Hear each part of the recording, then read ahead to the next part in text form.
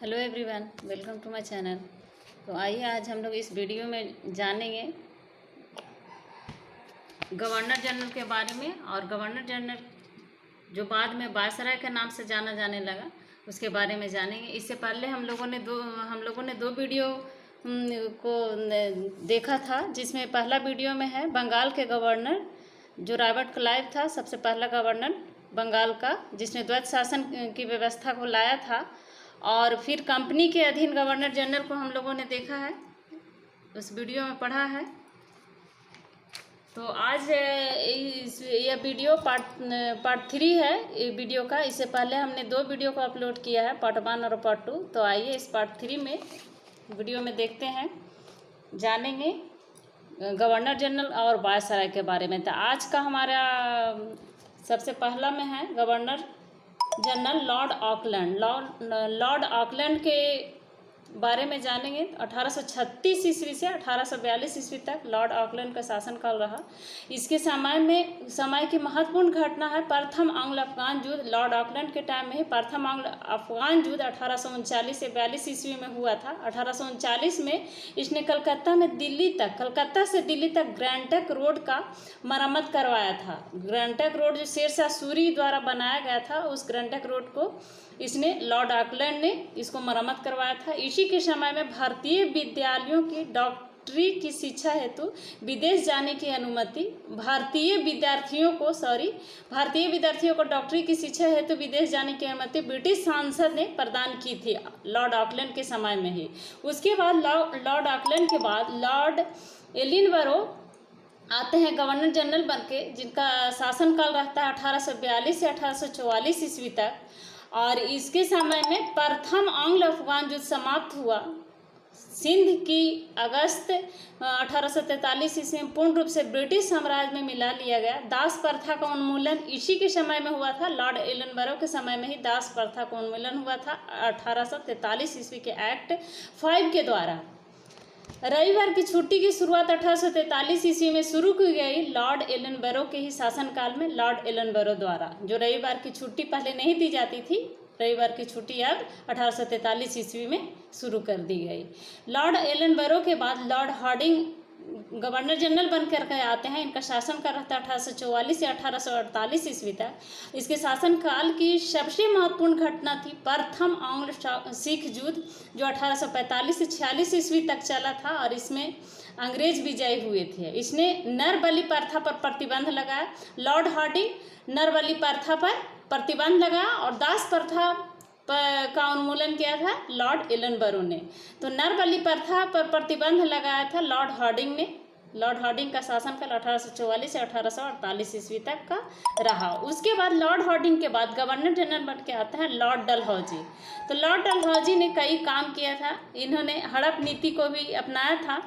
तो लॉर्ड डलहौजी का शासनकाल 1848 से 1856 ईस्वी तक रहा। द्वितीय एंग्लो सिख युद्ध 1848 से 1849 ईस्वी तक चला लॉर्ड डलहौजी के टाइम में ही। तथा पंजाब का ब्रिटिश शासन में विलय 1849 ईस्वी में हुआ। जगत प्रसिद्ध सिख राज का प्रसिद्ध हीरा कोहिनूर महारानी विक्टोरिया को भेज दिया गया था।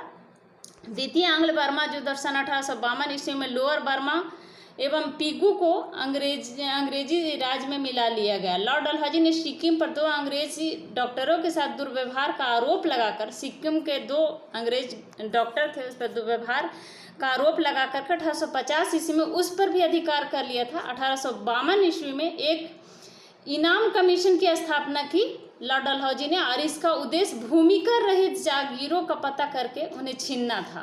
लॉर्ड डलहौजी इनकम कमीशन का इसी उद्देश्य से इसको लाया था कि इसका जो भूमि कर रहित जो जागीर थी उसको पता चले और उससे छीन लिया जाए। लॉर्ड डलहौजी का शासनकाल उसके व्यापकगत सिद्धांत डॉक्ट्रिन ऑफ लैप्स के कारण अधिक याद किया जाता है लॉर्ड डलहौजी का। और इसी नीति के तहत अंग्रेजी साम्राज्य में विलय किए गए राज्य थे। सर्वप्रथम सतारा को व्यापकगत सिद्धांत डॉक्ट्रिन ऑफ लैप्स के द्वारा सबसे पहले सतारा को उसने ब्रिटिश साम्राज्य में मिलाया था। उसके बाद जैतपुर बुंदेलखंड को और संभलपुर उड़ीसा। 1849 ईस्वी में बघाट 1849 ईस्वी में संभलपुर को, बघाट को हिमाचल प्रदेश में है 1850 ईस्वी में, और उदयपुर को मध्य प्रदेश में जो उदयपुर है उसको 1852 ईस्वी में, और झांसी को 1853 ईस्वी में, और नागपुर को 1854 ईस्वी में लॉर्ड डलहौजी द्वारा अंग्रेजी साम्राज्य में मिला लिया गया। सन 1856 ईस्वी में अवध को कुशासन का आरोप लगाकर अंग्रेजी राज में मिला लिया गया, और उस समय अवध का नवाब वाजिब अली शाह थे। अवध पर कुशासन का आरोप लगाकर के 1856 ईस्वी में अवध को भी अंग्रेजी साम्राज्य में मिला लिया गया लॉर्ड डलहौजी द्वारा। सन 1856 ईस्वी में इसने तोपखाने के मुख्यालय को कलकत्ता से मेरठ स्थानांतरित किया और सेना का मुख्यालय शिमला में स्थापित किया। शिक्षा संबंधी सुधारों में डलहौजी ने सन 1854 ईस्वी में वुड डिस्पैच को लागू किया। लॉर्ड डलहौजी द्वारा ही वुड डिस्पैच को लाया गया था 1854 ईस्वी में, जो शिक्षा संबंधित था। इसके अनुसार वुड डिस्पैच के अनुसार जिलों में एंग्लो वर्नाक्युलर स्कूल, प्रमुख नगरों में सरकारी कॉलेज तथा 1857 ईस्वी में तीनों प्रेसिडेंसी, तो मद्रास, मुंबई और कलकत्ता प्रेसिडेंसी थी, तो तीनों प्रेसिडेंसी में एक एक विश्वविद्यालय स्थापित किए गए तथा साथ ही प्रत्येक प्रदेश में एक शिक्षा निर्देशक नियुक्त किया गया। लॉर्ड डलहौजी को भारत में रेलवे का जनक माना जाता है, क्योंकि इसी के काल में रेलवे का विकास भी हुआ, और इसी के समय भारत में पहली बार 16 अप्रैल 1853 ईस्वी में मुंबई से थाने के बीच 34 किलोमीटर तक प्रथम रेल चलाई गई थी 1853 ईस्वी में। 16 अप्रैल 1853 ईस्वी में लॉर्ड डलहौजी के समय में है, इसीलिए लॉर्ड डलहौजी को रेलवे का जनक भी कहा जाता है। सन 1854 ईस्वी में नया पोस्ट ऑफिस एक्ट पारित हुआ और भारत में पहली बार डाक टिकट का प्रचलन प्रारंभ हुआ लॉर्ड डलहौजी के शासनकाल में 1854 ईस्वी में। इसने पृथक रूप से भारत में पहली बार सार्वजनिक निर्माण विभाग की स्थापना की। इसने 1854 ईस्वी में एक स्वतंत्र विभाग के रूप में लोक सेवा विभाग की भी स्थापना की। तो इस प्रकार हम देख रहे हैं कि लॉर्ड डलहौजी ने भारत में कई काम भी किया। इसी के समय में 1853 ईस्वी में कलकत्ता एवं आगरा के बीच पहली बार बिजली से संचालित तार सेवा की भी शुरुआत की गई 1853 ईस्वी में लॉर्ड डलहौजी के ही शासनकाल में। इसने शिमला को ग्रीष्मकालीन राजधानी बनाया। 1853 ईस्वी में चार्टर एक्ट के द्वारा कंपनी के संचालन मंडल से कंपनी के प्रशासनिक अधिकारियों की नियुक्ति का अधिकार वापस ले लिया गया तथा 1853 ईस्वी से ही अधिकारियों की नियुक्ति के लिए प्रतियोगिता परीक्षा की व्यवस्था की गई, जिसके लिए उम्र सीमा 18 से 23 वर्ष रखी गई। पहले 18 वर्ष था, लेकिन 18 से अब उम्र सीमा 23 वर्ष रखी गई। 18 से 23 वर्ष प्रतियोगिता परीक्षा की उम्र सीमा। तो सबसे पहले सत्येंद्रनाथ टैगोर ने पहले भारतीय थे जिन्होंने 1863 ईस्वी में लंदन में हुई सिविल सेवा परीक्षा में सफलता प्राप्त की थी। पहले भारतीय थे सत्येंद्रनाथ टैगोर। 1922 ईस्वी में इलाहाबाद जो भारत में है, इलाहाबाद भारत एवं लंदन दोनों स्थानों पर भारत में इलाहाबाद में 1922 ईस्वी में और लंदन दोनों स्थानों पर साथ सिविल सेवा परीक्षा का आयोजन किया गया लॉर्ड डलहौजी के शासनकाल में। लॉर्ड डलहौजी ने नर बलि प्रथा पर भी रोकने का प्रयास किया था। नर बलि प्रथा जो चली आ रही थी उसको भी लॉर्ड डलहौजी ने रोकने का प्रयास किया था। लॉर्ड डलहौजी के बाद अब आते हैं गवर्नर जनरल बन के लॉर्ड कैनिंग, जिसका शासन कर रहा था 1856 से 1862 ईस्वी में, और लॉर्ड कैनिंग के समय में ही 1857 ईस्वी की क्रांति हुई थी। तो 1857 ईस्वी की क्रांति के समय गवर्नर जनरल कौन थे, यह हमेशा क्वेश्चन पूछा जाता है। तो लॉर्ड कैनिंग थे 1857 ईस्वी के समय। 1857 ईस्वी का विद्रोह के समय गवर्नर जनरल थे लॉर्ड कैनिंग। तो आइए हम लोग लॉर्ड कैनिंग के बारे में जानते हैं। 1856 से 1862 ईस्वी तक लॉर्ड कैनिंग का शासनकाल रहा।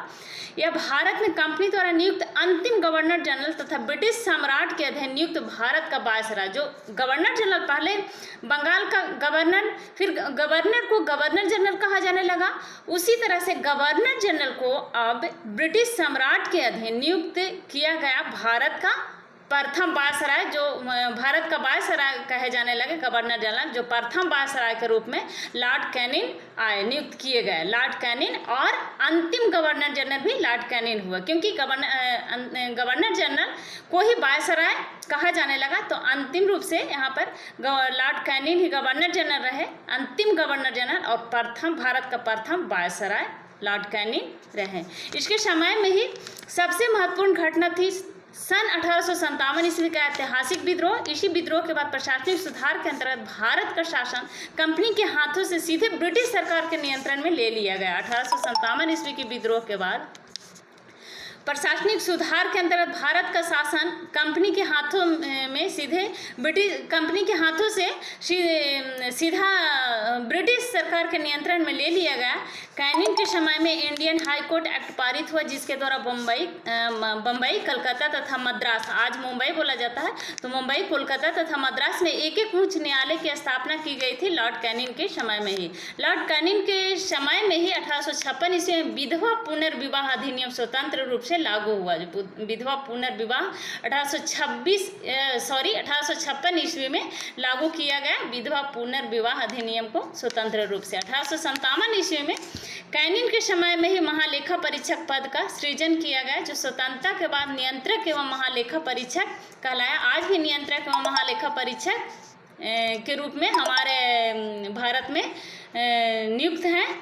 भारत शासन अधिनियम 1858 ईस्वी के तहत मुगल सम्राट के पद को समाप्त कर दिया गया। 1857 के युद्ध के बाद, क्रांति के बाद भारत शासन अधिनियम 1858 के तहत मुगल सम्राट के पद को भी समाप्त कर दिया गया। मैकाले द्वारा प्रारूपित दंड संहिता को 1858 ईस्वी में कानून बना दिया गया तथा 1859 ईस्वी में अपराध विधान संहिता लागू की गई।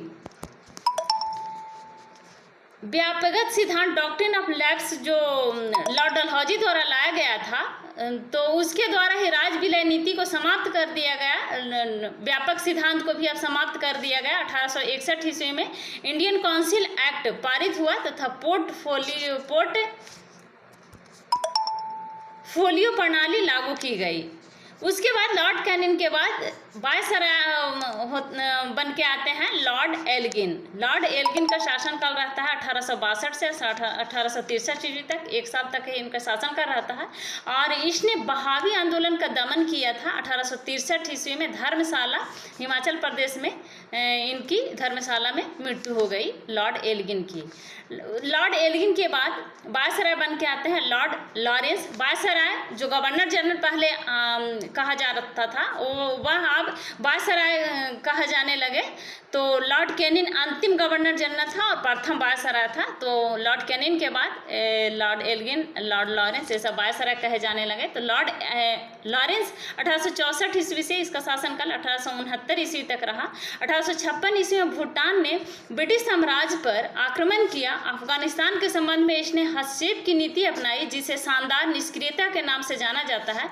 इसी के समय में उड़ीसा में सन 1866 ईस्वी में तथा बुंदेलखंड एवं राजपूताना में 1868 से 1869 ईस्वी में भीषण अकाल पड़ा। 1868 से 1869 ईस्वी में बुंदेलखंड एवं राजपूताना में भीषण अकाल पड़ा था। इसने हेनरी कैंपबेल के नेतृत्व में एक अकाल आयोग का गठन किया था। अकाल आयोग का गठन किया था हेनरी कैंपबेल के नेतृत्व में। सन 1865 ईस्वी में इसके द्वारा भारत एवं यूरोप के बीच प्रथम समुद्री टेलीग्राफ सेवा शुरू की गई थी। उसके बाद वायसराय बन करके आते हैं लॉर्ड मेयो। 1869 से 1872 ईस्वी तक इसका शासनकाल रहता है। लॉर्ड मेयो ने अजमेर में 1872 ईस्वी में मेयो कॉलेज की स्थापना की। इसने 1872 ईस्वी में एक कृषि विभाग की स्थापना की। लॉर्ड मेयो ने कृषि विभाग की स्थापना की थी 1872 ईस्वी में। एक अफगान ने सन 1872 ईस्वी में चाकू मारकर इसकी हत्या कर दी थी लॉर्ड मेयो की। 1872 ईस्वी में भारत में अंग्रेजों के समय में प्रथम जनगणना 1872 ईस्वी में लॉर्ड मेयो के शासनकाल में ही शुरू हुआ था। प्रथम जनगणना अंग्रेज के समय में प्रथम जनगणना 1872 ईस्वी में जो लॉर्ड मेयो के शासनकाल में कार्यकाल में शुरू की गई थी। उसके बाद लॉर्ड मेयो के बाद लॉर्ड वायसराय बन के आते हैं, जिसका शासनकाल 1872 से 1876 ईस्वी तक रहता है। और इसके समय में बंगाल में भयानक अकाल पड़ा। इसने बड़ौदा के मल्हाराम गायकवाड़ को भ्रष्टाचार के आरोप में पदच्युत कर मद्रास भेज दिया। लॉर्ड नॉर्थब्रुक ने यह घोषणा की कि मेरा उद्देश्य करों को हटाना तथा अनावश्यक वैधानिक कार्रवाइयों को बंद करना है। पंजाब का प्रसिद्ध कुक्का आंदोलन इसी के समय में हुआ था, लॉर्ड नॉर्थब्रुक के समय में ही। और इसी के समय में स्वेज नहर खुल जाने से भारत में एवं ब्रिटेन के बीच व्यापार में भी वृद्धि हुई। उसके बाद लॉर्ड लिटन वायसराय बन करके आते हैं और लॉर्ड लिटन का शासनकाल रहता है 1876 से 1880 ईस्वी तक।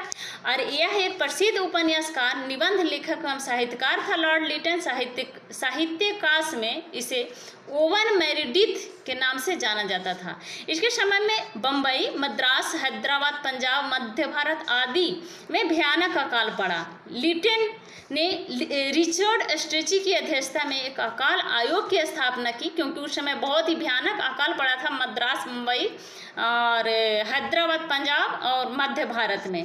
1 जनवरी 1877 ईस्वी को ब्रिटेन की महारानी विक्टोरिया को कैसरे हिंद की उपाधि से सम्मानित करने के लिए दिल्ली दरबार का आयोजन किया गया था। महारानी विक्टोरिया को कैसरे हिंद की उपाधि से सम्मानित किया गया था और उसके लिए दिल्ली दरबार का आयोजन किया था। उसी समय भीषण अकाल पड़ा था और करोड़ों रुपये खर्च किए गए थे ये कैसरे दिल्ली दरबार का आयोजन में।